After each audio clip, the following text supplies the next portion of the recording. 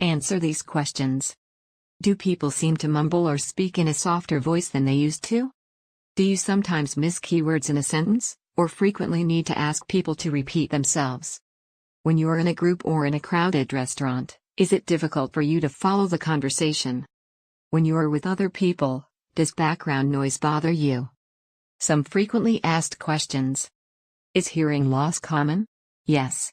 Approximately 48 million Americans, 20% of the population, experience some form of hearing loss, says Johns Hopkins Medicine.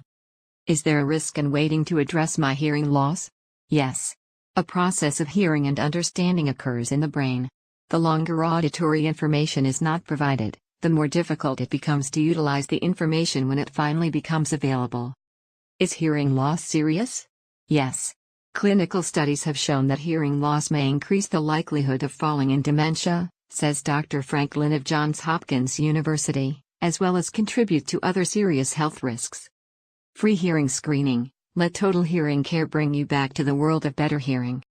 Request an appointment by visiting our website www.njhearingaids.com or call our office 856-438-5354. Call our office now.